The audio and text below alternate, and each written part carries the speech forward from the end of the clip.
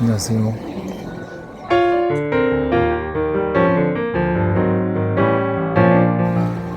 91년도에 설악산 그 울산 바위 밑에서 17회 세계 잼버리 대회가 열렸었는데, 그 행사에 필요한 그 대회 엠블렘, 공식 포스터, 그래픽물을 제가 디자인했어요.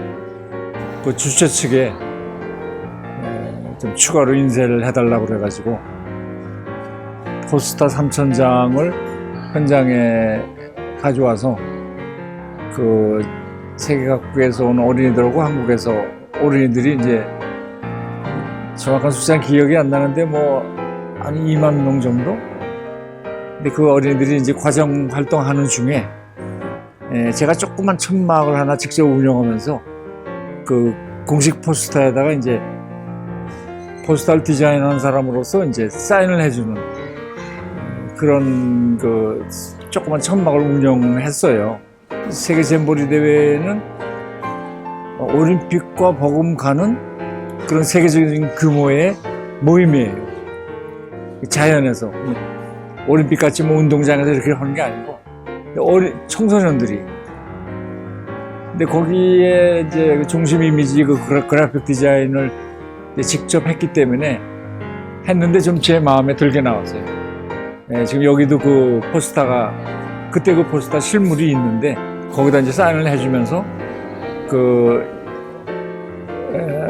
디자인이 좀 자신이 있으니까 그 사인을 해주고 받아가는 애들하고 눈을 마주치고 싶어서 단지 그런 욕심으로 그래서 사인회를 했어요. 그 사인을 하면서 이제 여러 가지 이제 그 이야기거리도 생기고 추억이 생겼는데, 이게 91년도인데 올해가 몇 년이죠? 올해가 이제 2020년이니까 이제 30년이 넘었죠. 그래서 30년이 넘어서 여기서 또 똑같은 장소는 아니지만은 바로 인근에서 강원도 속초에서 이런 전시회를 하게 된 게 보통 인연이 아니에요. 그래서 이제 주제도 자연, 속초, 그리고 공전 해가지고 전시회를 하고, 또 전시장에서 여러 가지 프로그램으로 이제 다음 세대도 만나고, 이게 제 개인적인 입장에서는 30년의 세월 사이에서 그런 그 스스로에게 감동을 주는 그런 인연이라고 그럴까요? 흔한 경우는 아니지 않습니까? 그래서 각별히 좀 애정을 갖고 임하는 그런 자리예요. 설악산이 있고 또 동해바다가 있고, 이게 보통 자연환경이 아니지 않습니까? 그래서 이걸 주제로 하는데, 제가 이제 그동안에 작업을 좀 해왔는데, 그 중에 이렇게 돌이켜 보니까 자연과 공전 이런 주제에 맞는 그런 작품들이 좀 있었어요. 그래서 그거 좀 재구성하고, 거의 재구성을 했다고 봐야죠. 그 일부 개작을 하고, 여기 현지에 맞게 그렇게 해서 이제 전시를 했는데, 이 현장을 와보고 더 의미를 부여하고, 보시다시피 여기는 전용 갤러리 공간은 아니거든요. 근데 천장도 높고, 옛날서부터 있던 철구조물도 있고, 이런 게 또 철거가 되지 않고 보존이 되면서 저를 초대했다. 이런 데도 큰 의미를 부여하고, 얼핏 보기에는 그냥 그런 것 같지만은 저로서는 굉장히 집중을 한 결과입니다. 그래서 여기 오시는 분들이 이제 어떻게 느낄지 모르지만은 그래도 제 그 마음의 일부가 여기 관람객들한테 좀 전달이 될 것 같은 확신을 갖고 만일에 다 안 되면 한 명이라도 그렇게 해서 정말 애착을 갖는 이 강원도 속초에서의 전시회예요. 사실입니다. 작품의 그 스케일이라고 할까요? 사이즈요. 그게 굉장히 중요합니다. 어떤 공간에서 어떤 이미지가 어떤 크기로 어떤 위치에 이렇게 위치하느냐에 따라서 그 전달력이 뭐 엄청 달라요. 근데 이제 요거는 그 공간감에 대한 그 데이터가 좀 머리에 있어야 이게 확신을 가지고 할 수 있는 거죠. 저게 프린터가 만만치 않은 거예요. 저게 플렉스 재질이기 때문에 무게가 꽤 나가요. 그래서 이제 어떻게 거느냐 이런 것도 간단한 일이 아니고요. 근데 이제 그 제 일을 많이 도와줬던 뭐 제자들, 작가들이 와서 직접 와서 여러분이 이렇게 손을 보태주고 그래서 전시를 했는데, 근데 우리는 작은 것도 엄청나고 뭐 이게 큰 거물만하게 크게도 눈으로 이거 시각과 비주얼라이징 한다는 거예요. 눈으로 그 머릿속에서 그 크기를 키워볼 수 있는 그런 상상력이 좀 있어야 되는데, 그건 이제 디자이너나 이제 시각 예술 하는 사람들한테 중요한 이제 덕목이죠. 그래서 이제 크기에 대한 거, 이건 아주 이제 중요한 그 말씀이 있어요. 오늘 이제 아이들을 만나잖아요. 그럼 이제 저 작품 크기의 사이즈와 이런 생각과는 정반대. 그 자로 잴 수 없는 그 미묘한 그 어린이들과의 뭐 순간순간의 그런 눈맞춤과 뭐 대화와 뭐 그런 게 같이 존재하는 거죠. 제 전시회는 뭐 이렇게 일방적으로 딱 걸어놓으면 보통 끝나죠. 작가의 대화 정도 뭐 이렇게 하고. 그래서 저는 이제 어린이 요거를 그 포스터에 3가지 요소가 들어가 있지 않습니까? 환경 그래픽, 모션 포토그래피, 그 다음에 뭐죠? 무슨 워크숍? 그래서 3가지 요소인데, 지금 뭐 이렇게 해서 한 번 끝났지만 이제 굉장히 비중을 두는 거죠. 여기 어린이들 만나는 거는 제가 이 전시회를 이렇게 응하면서 굉장히 비중을 두었던 그런 만남이었어요.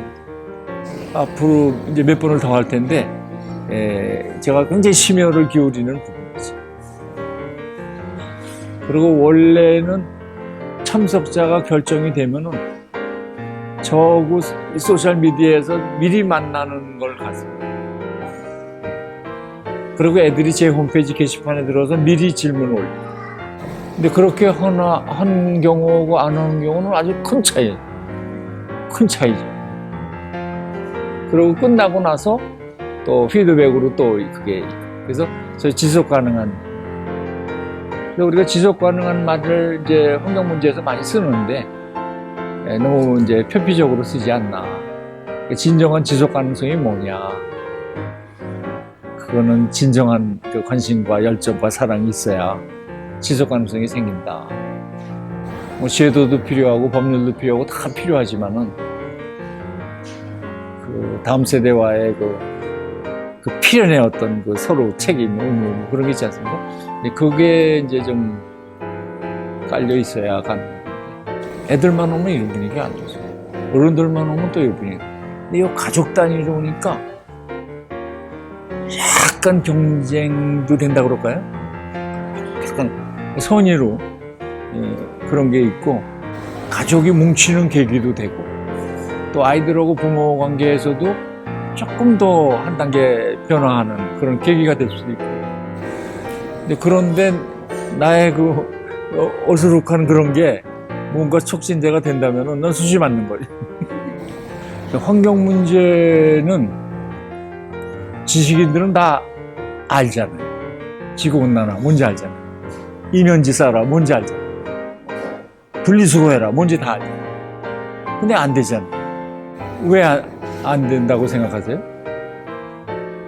진정 알지 못하는 거지.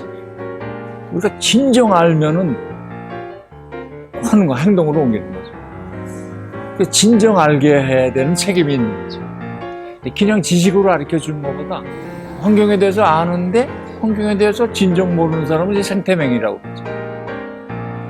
근데 생태맹의 종류도 너무 환경 문제를 잘 알기 때문에 이제 해봐도 소용없다 그런 경우도 있고, 아니면 정말 그냥 순수해서 살다 보니까 뒷전으로 그 문제가 가는 경우도 있고, 뭐 여러 가지 경우가 있는데, 환경 문제에 대해서 진정 좀 알아야 되는데 각개인을 탓하지 말고 그거에 대해서 어느 단계에 간 사람이 이 사람들을 어떻게 일깨우나 정말 아이디어를 내야 됩니다.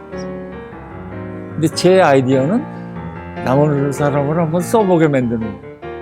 근데 나무를 심은 사람, 장주연의 나무를 심은 사람을 한번 써보게 하면은 아주 근본적인 변화를 유도할 수 있는 단초가 될 것 같은데, 제가 누구한테 나무를 심은 사람을 쓰라고 그럴 자격이 있나? 그럼 어떻게 쓰게 해야 되나? 근데 이제 쓰게 해야 되는 거는 뭐 확신이니까 쓰게 해야 되는데 어떻게 해야 되나? 그럴 땐 제가 써요. 아무 얘기 안 하고 제가 씁니다. 근데 제가 쓰는 걸 보고 하고 어떤 영감을 얻는 분들이 계세요.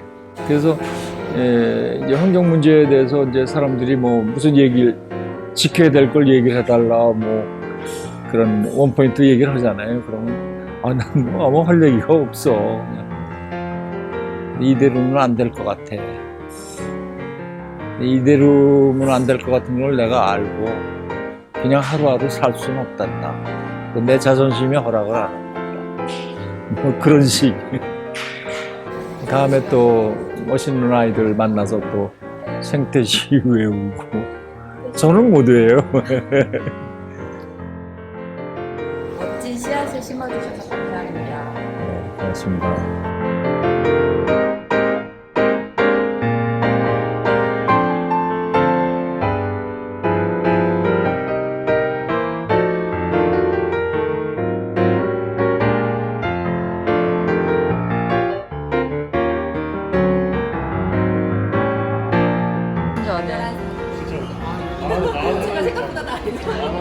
너무 동안이셔가지고.